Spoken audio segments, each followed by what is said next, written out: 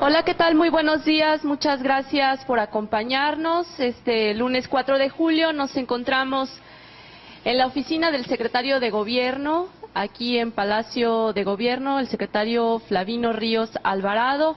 Esta mañana vamos a platicar sobre la política interior de Veracruz. Para ello le damos, por favor, las gracias por habernos recibido aquí en su oficina, doctor. Gracias a ustedes. Gracias por permitirme entrar a todo su auditorio. Muy bien, y por supuesto nos acompaña el director del periódico Al Calor Político, el psicólogo Joaquín Rosas Garcés. Psicólogo, buenos días. Buenos días, buenos días. Muy bien. Bueno, pues como ustedes habrán ya leído, como ya lo habrán notado, por supuesto, todas aquellas personas que circulan por la capital del estado, hoy amanecemos como una de esas tantas mañanas que tenemos en esta ciudad.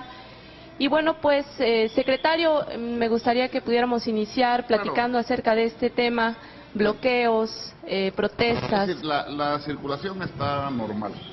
Incluso acabo de pasar ahorita por la Secretaría de Educación, están bloqueando el acceso a la Secretaría de Educación, pero la circulación tanto de Veracruz a Jalapa como de Jalapa a Veracruz tiene una fluidez normal. Igual la circulación que viene de Banderilla a Jalapa y la que va de Jalapa a Banderilla a Perote. Donde tenemos un bloqueo es en la Secretaría de Finanzas y Planeación por parte de un comité de pensionados que seguramente hoy mismo en la mañana, me aseguraba el secretario de Finanzas, queda resuelto ese tema y levantarán el bloqueo. Y en el caso de la SEP, que es un asunto de trámite de un sindicato estatal de enseñanza media, bueno, ya lo está atendiendo la oficial mayor. Son trámites que tienen que hacerse, pero trámites que requieren también suficiencia presupuestal. Ya se habló con el secretario de Finanzas y seguramente hoy también quede resuelto. Pero son trámites meramente administrativos que por cuestiones de recursos no se habían podido operar, pero ya están operando y hoy queda resuelto. Señor secretario, estamos al final del sexenio del gobernador Javier Duarte de Ochoa y hay un final de sexenio que no habíamos visto los veracruzanos, por lo menos que hemos estado presentes en unos 6 o 7 cambios, no los habíamos tenido de este magnitud, sobre todo porque es la primera vez que se da la alternancia con los partidos, entre partidos políticos, y en este caso llega un gobernador ya electo que tiene serios enfrentamientos desde hace muchos años con los personajes de la política actual. Entonces parece ser un escenario bastante complicado. Los planazos a nivel nacional están al orden del día. ¿Cómo observan desde aquí, desde el Palacio de Gobierno, esa situación? Bueno, nosotros tenemos un compromiso con Veracruz y con los veracruzanos de mantener la tranquilidad, de mantener la normalidad, de mantener la paz social y obviamente de que no haya huelgas y que en los 200 ayuntamientos todos los veracruzanos realicen sus actividades con normalidad, los maestros, las maestras que vayan a la escuela, el comerciante, el agricultor, el periodista, el ganadero, el obrero, que todo el mundo se dedique a lo que hace todas las mañanas, a trabajar.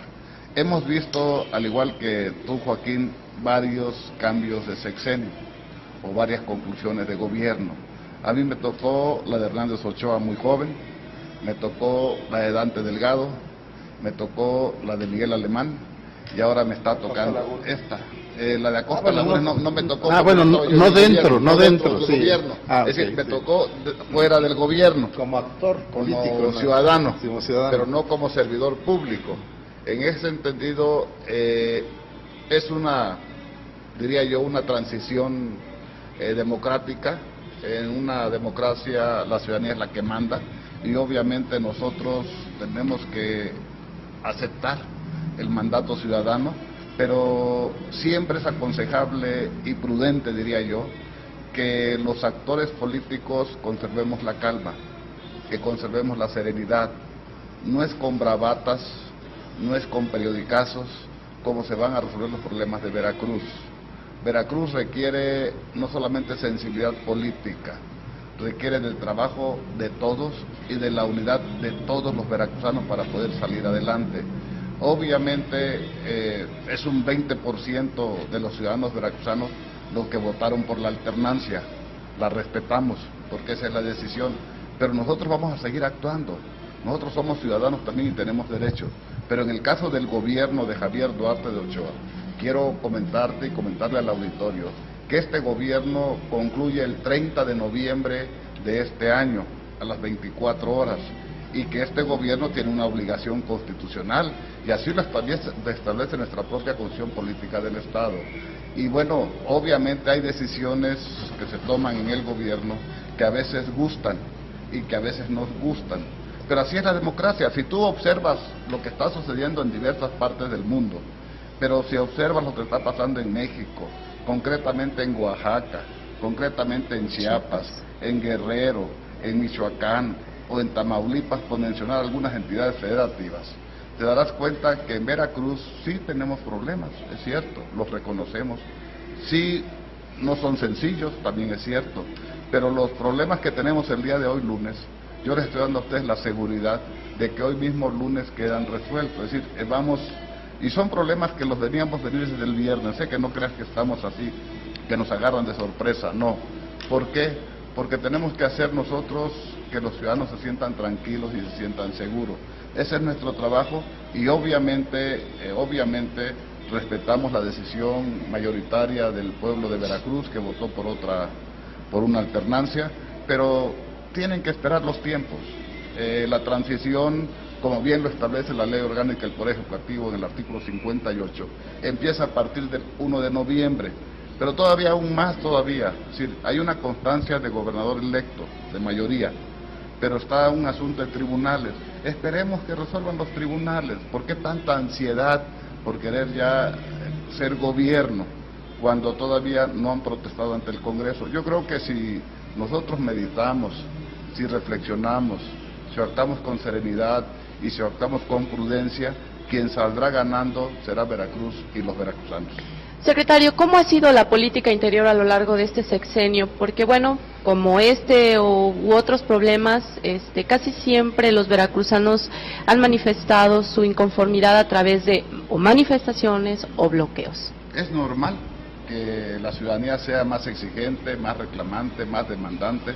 Es normal que los ciudadanos le exijan más a sus gobernantes. No es algo del otro mundo, Y las manifestaciones es una expresión ciudadana que está garantizada en nuestra Constitución, precisamente por eso se garantiza esa garantía constitucional, y qué bueno que así sea, porque eso nos permite a los que estamos en el gobierno ver qué estamos haciendo mal o regular o qué no estamos haciendo bien. Yo te quisiera comentarles a ustedes que yo soy secretario de gobierno a partir del 20 de julio del año pasado.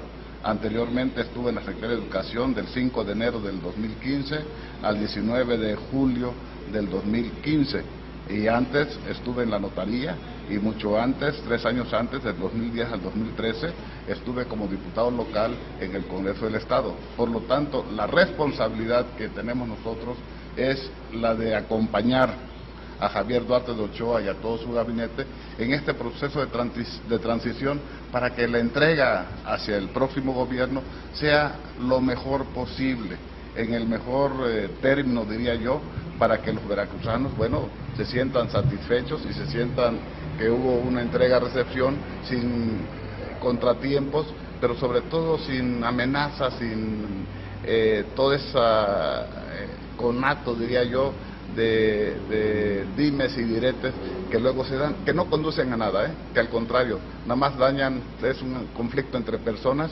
pero que daña al pueblo de Veracruz. Señor secretario, hay inquietud por un paquete legislativo que está, preparado para que sea presentado al Congreso del Estado para cambiar bienes del Estado a favor del Instituto de Pensiones del Estado. Está pendiente la designación del comisionado del IBAI, está pendiente la designación o elección del fiscal anticorrupción, y se nota inquietud entre diversas corrientes de partidos a través de sus diputados en el Congreso. Y se ha hablado inclusive de que con ese tipo de regulaciones, o inclusive también la de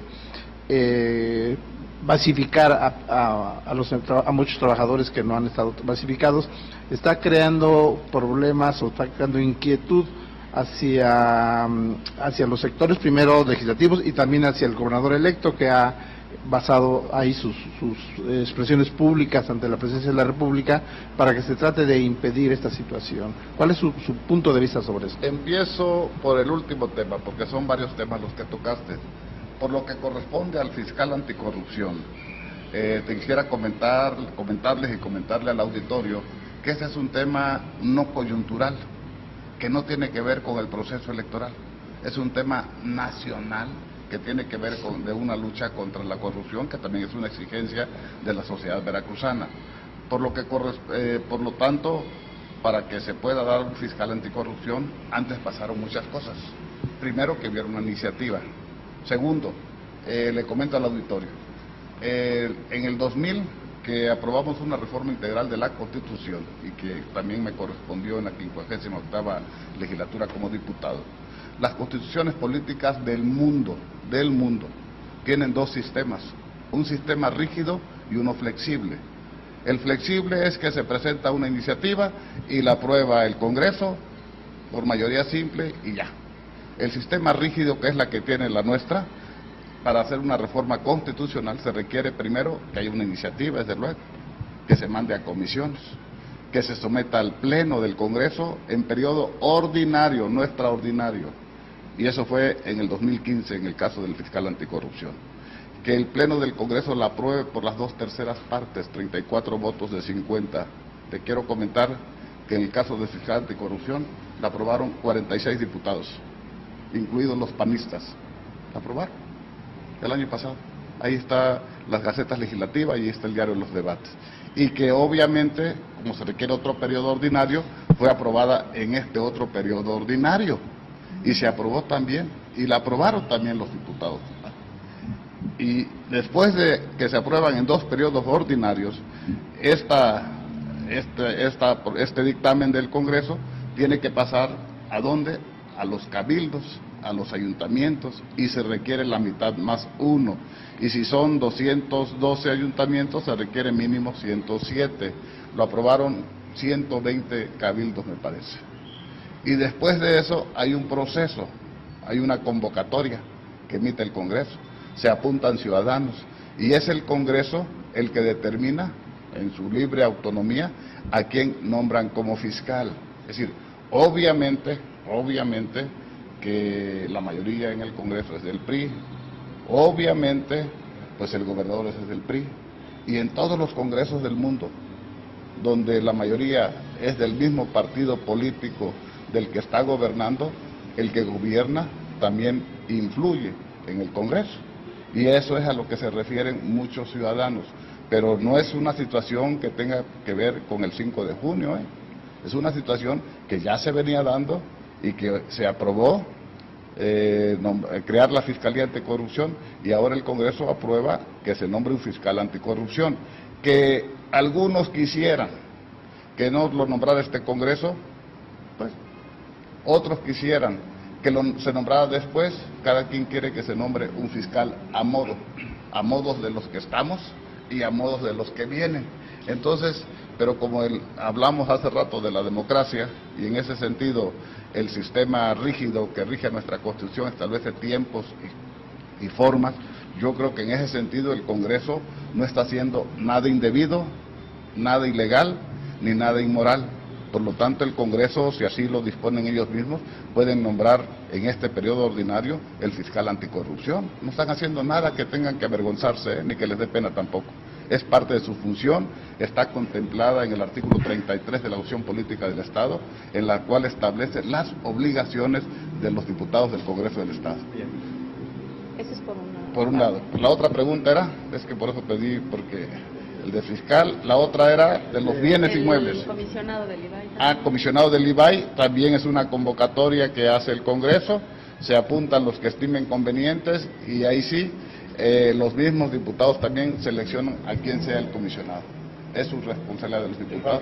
El fantasma que ven en Gabriel de Antes como seguro nombrado. Yo creo que Gabriel de Antes o cualquier otro ciudadano está en las mismas posibilidades, en las mismas circunstancias que cualquiera. es una responsabilidad de los diputados y obviamente que ellos decidirán a quién considera que sea el que sea consejero del IBAI.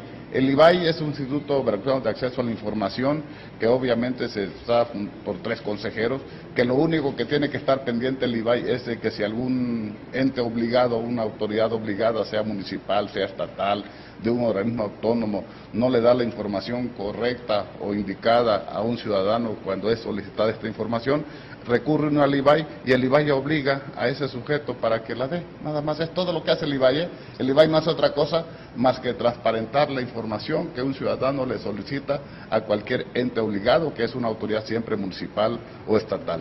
Por lo que corresponde a los bienes del IPE. En el caso de los bienes del IPE, te comento y le comento al auditorio que es falso que se vaya a dar en dación en pago.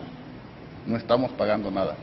Es decir, se está conciliando, formo parte del Consejo del IPE y con los consejeros sindicales se acordó conciliar para ver realmente si el gobierno del Estado le debe o no le debe al IPE.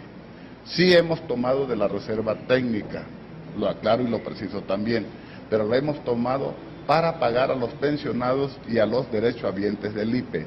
Nunca se ha tomado de la reserva técnica para el gobierno del Estado como se maneja temerariamente luego por fuera, y luego se comenta y lo dicen, y luego lo dan por cierto. Hay incluso representantes sindicales dentro del Consejo que dicen, oye, es que a mí me reclamaron. Le digo, bueno, pues diles la verdad. El artículo 16 de la ley del IPE establece claramente que sí se pueden tomar recursos de la reserva técnica para cubrir las pensiones de los pensionados del IPE. Eso es lo que se ha hecho, no se ha hecho otra cosa. Y los bienes que tienen un valor de cerca de 6,000 millones de pesos, ¿son para qué? Para fortalecer esa reserva técnica del IPE. Está en discusión todavía, porque así lo he visto el viernes, sábado y domingo, y hoy todavía, si el World Trade Center se le da al IPE o no. Hay una petición de los empresarios, sobre todo de la zona conurbada de Veracruz, Boca del Río. Hay una petición de 5 o 6 diputados de esa zona, incluso del PRI, donde solicitan que se reconsidere esa situación. Yo creo que el gobernador Javier Duarte de Ochoa puede reconsiderar esa situación. No es un asunto que sea finiquitado, diría yo. Simplemente se les dijo a los consejeros que todos los bienes van a ser para fortalecer su reserva técnica, y obviamente no es dación en pago, es una donación, una enajenación a título gratuito, que se equipara a la donación, se enajena a título gratuito a favor del IPE, pero para fortalecer su reserva técnica. No es que el gobierno del Estado les esté pagando al IPE, no, porque todavía estamos conciliando esas cifras. Lo cierto es que Javier Duarte de Ochoa se está preocupando por fortalecer la reserva técnica del IPE y que el IPE más adelante pues no tenga ningún contratiempo. Y aprovecho para comentarles también el artículo 98 de la ley del IPE. ¿Qué establece el artículo 98 de la ley del IPE? El artículo 98 de la ley del IPE establece que en caso de un déficit del IPE, ¿sí?, los patrones aportarán proporcionalmente, ¿sí?, para cubrir ese déficit mediante convenio especial, dice la ley, que era lo que se iba a reformar, quitarlo del convenio especial. Y en caso de que los patrones, que son los ayuntamientos, los organismos autónomos, Congreso del Estado, Poder Judicial, Universidad Veracruzana, Poder Ejecutivo, ¿sí?, en caso de que los patrones no cubran ese déficit, ¿quién lo debe cubrir? Dice la ley, el gobierno del Estado. ¿Y quién es el gobierno del Estado? Pues el Poder Ejecutivo. Esto es una responsabilidad solidaria del gobierno del Estado. ¿A favor de quién? A favor de sus trabajadores, los que durante más de 30 años, ¿sí?, estuvieron laborando en cualquier dependencia del Poder Ejecutivo, Legislativo, Judicial, de la propia Universidad Veracruzana, de los ayuntamientos, de los organismos autónomos, y eso establece una obligación solidaria del gobierno del Estado para cubrir las pensiones, que es lo que se ha venido haciendo. Incluso en el mes de diciembre del año pasado, el gobierno de Veracruz le aportó cerca de 980 millones de pesos al IPE, ¿sí?, para poder cubrir el aguinaldo, la pensión del mes de diciembre y los retroactivos que traíamos, porque la pensión que tienen los trabajadores del IPE o los derechohabientes del IPE es una pensión móvil. Si se incrementa el salario mínimo, se incrementa la pensión. Y obviamente al ser más de 28,000 pensionados y cerca de 94,000 derechohabientes, pues hay un déficit. Y bueno, a eso se debe también que en este momento se pretenda basificar a trabajadores que durante mucho tiempo han estado con nosotros, para que también se fortalezcan las finanzas del IPI con esa basificación, porque van a aportar tanto el patrón como el trabajador, y además se les va a dar la garantía de su trabajo, la seguridad en su trabajo, para que no tengan ninguna angustia por el cambio de gobierno. Secretario, como en cada transmisión de alcalorpolitico.tv tenemos preguntas del auditorio que nos hacen llegar a través de las redes sociales. Una de estas, el señor Daniel Cruz pregunta al doctor Flavino: ¿quién dio la orden de dar choques eléctricos a jubilados de la tercera edad y no quitar a los 400 pueblos por faltas a la moral? No hubo ningún choque eléctrico, lo preciso y lo aclaro. Hubo compañeros de ustedes, periodistas, que estuvieron allí ese día, tenemos fotografías, tenemos videos. Hubo un repliegue nada más para liberar la calle, porque ya el día 22 de diciembre, eso fue el día 23, el 22 ya nos habían bloqueado la calle Enríquez durante más de 8 horas, nos habían estrangulado la carretera federal durante más de 16 horas también, y ya teníamos la exigencia y la demanda ciudadana de liberar la calle de Enríquez. Se liberó nada más un repliegue, no hubo golpeados, salvo una amiga mía que en el forcejeo en la muñeca medio se la lastimaron. Pero de ahí en fuera no hubo choques eléctricos, no hubo nada de eso. ¿Usted dio la orden? Sí, yo di la orden, o sea, lo reconozco, di la orden. Obviamente la orden había sido dada un día antes de que no se permitiera que se bloqueara la calle, la carretera federal. Le comento a Daniel, sí, Daniel Cruz, que había gente infiltrada también, que genera siempre problemas y provocaciones, que se detectó. Como no pudieron bloquear la carretera federal, se vinieron para acá, y obviamente esa gente infiltrada fue la que provocó todo. La orden estaba dada un día antes. Preguntarle, este tipo de manifestaciones o inconformidades u otro tipo de inconformidades hacen pensar que haya ingobernabilidad en Veracruz. ¿Así pues está? Tenemos 212 municipios. La capital del estado siempre ha sido la capital del estado, Jalapa, están los poderes, y obviamente como están los poderes es donde la gente se manifiesta. Incluso me tocó en el Congreso una iniciativa que presentó un diputado donde quería que se regularan las manifestaciones. Yo le dije que no era posible eso, porque teníamos que ver el origen y la causa por la cual los ciudadanos se manifiestan y están aquí frente a nosotros. Entonces yo creo que esas manifestaciones, pues tenemos que obviamente las manifestaciones están reguladas por la Constitución, pero siempre y cuando los ciudadanos se pueden manifestar, siempre y cuando no alteren el orden público o afecten a terceros. Y en el caso, cuando se afectan a terceros, la autoridad tiene que actuar. Vean ustedes el caso de Oaxaca, por ejemplo. Ya la sociedad oaxaqueña está harta, diría yo, de los bloqueos, y le está exigiendo al gobierno federal que actúe. Ya actuó el gobierno federal con las consecuencias que ustedes ya saben. Obviamente tendrá que ser más prudente para volver a actuar nuevamente y liberar las vías de comunicación, porque están perjudicando a todo el pueblo de Oaxaca. Señor secretario, la iniciativa de basificar algo así como a 3,000 servidores públicos, Un poquito más, creo. Más de 3,000, sí, ha sido catalogada por el gobernador electo como que van a dinamitar las finanzas del próximo gobierno, y entonces le preocupa qué va a pasar ahí. ¿Cuál es su opinión a ese respecto? Lo hizo el PAN cuando Fox era presidente de la República. No solamente basificaron gente, sino que pusieron en marcha la ley de servicio civil de carrera, que establece que los directores de área y los directores federales pueden someterse a concurso para mantener su plaza. Es un servicio profesional. Es decir, si cada día queremos que los servidores públicos sean más profesionales, que tengan más vocación de servicio y no solamente conocimientos y vocación de servicio, pues hay que hacer un servicio profesional de carrera. Y en el caso de la basificación de los trabajadores, que va de su director de área hacia abajo, pues es una garantía laboral, se les da seguridad laboral a esos trabajadores. ¿Por qué? Porque esos trabajadores hay que recordar que también tienen hijos en las escuelas primarias, secundarias o en la universidad, y si no tienen la garantía y la seguridad de que van a tener su trabajo, pues obviamente no van a poder planear el futuro y la vida de sus hijos, ¿no? Preguntan también a través de las redes sociales por qué razón mayoritean las decisiones del IPE cuando hay 6 comisionados del sindicato y 7 de gobierno del Estado? Ahí no hay equidad. Lo dije hace un momento.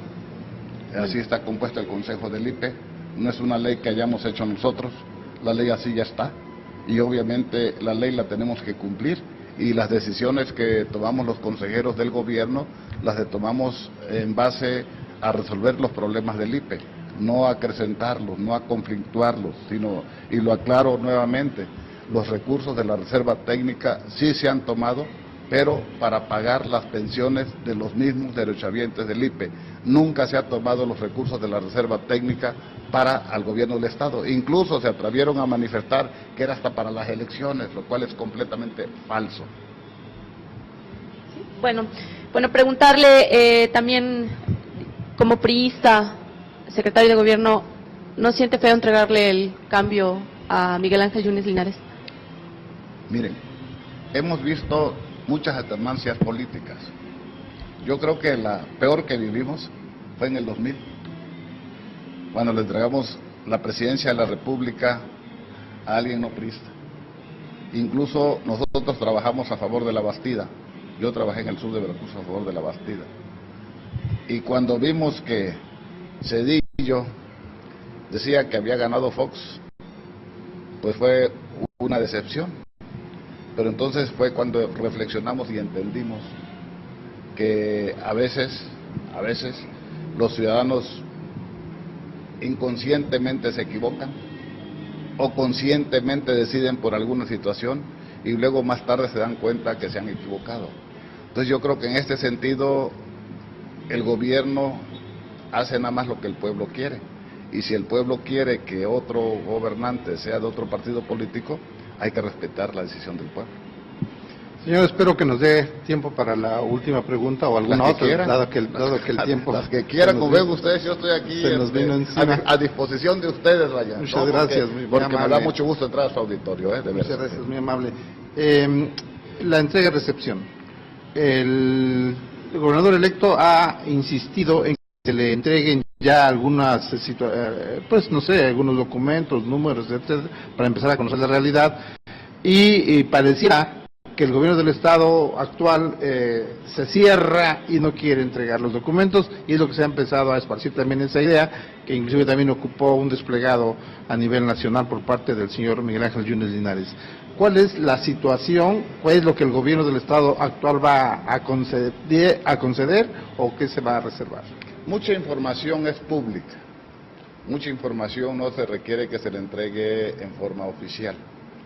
Pero vale la pena comentarte que hay un principio general del derecho que está en nuestra Constitución Política del Estado, si mal no recuerdo el artículo 4º, donde establece que los servidores públicos únicamente podemos hacer aquello que expresamente esté conferido o atribuido por la ley, y el ciudadano puede hacer todo aquello que no le está prohibido.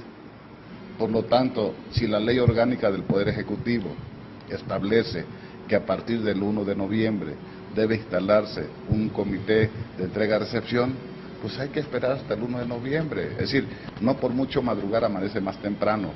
Y tarde o temprano tendremos que entregar toda la información, secretaría por secretaría, de cómo está el estado que guarda la administración estatal y cómo se va a entregar. Pero aún más, están los informes que se han entregado cada año, el 15 de noviembre, al Congreso del Estado. Ahí en esos informes y en los anexos técnicos, ahí tengo, mira, cuarto y quinto informe, ahí los tengo, o sea, no solamente es el documento, sino están también los anexos técnicos que los tienen sus diputados locales, es decir, los tienen los diputados locales. Entonces es muy fácil tener la información porque es información pública, no sé a qué otra información se requiera. Si es a la transición del proceso de entrega-recepción, hay que esperar al 1 de noviembre. Okay. Pregunta Carlos Munguía a través de redes sociales de Al Calor Político, ¿qué hará con los aviadores que cobraron como investigadores de tiempo completo en la Universidad Veracruzana y los que fueron jefes de área administrativa en la SEDECOP? A ver, en el caso de la Universidad Veracruzana habría que preguntarle a la rectora, ahí el secretario de Gobierno no se mete. Yo soy investigador de la Universidad Veracruzana con licencia. Muy bien. Pues si yo todavía tengo una pregunta. Se ha dicho que a partir al día siguiente de tomar posesión del nuevo gobernador, muchos funcionarios de Veracruz van a ir a la cárcel.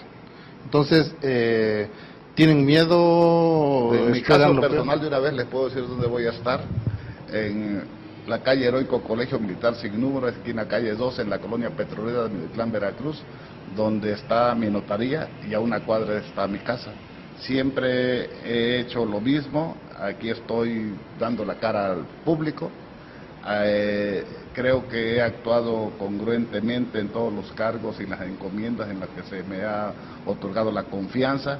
Le tengo gratitud, respeto y lealtad a Javier Duarte de Ochoa y obviamente lo voy a acompañar hasta el 30 de noviembre en que concluya su administración y después pues me iré a Minatitlán, Veracruz, ahí voy a estar a sus órdenes. ¿Y no teme a la cárcel? A ver, ¿por qué debo de temer? Digo, a ver, si ustedes se han dado cuenta, yo porque prácticamente... ha dicho que toda la banda se va a ir a la cárcel. Bueno, a ver, a él también lo acusan de muchas cosas. A Miguel Ángel Yunes lo acusan de muchas cosas. Y una cosa es que te acusen y otra cosa es que te prueben.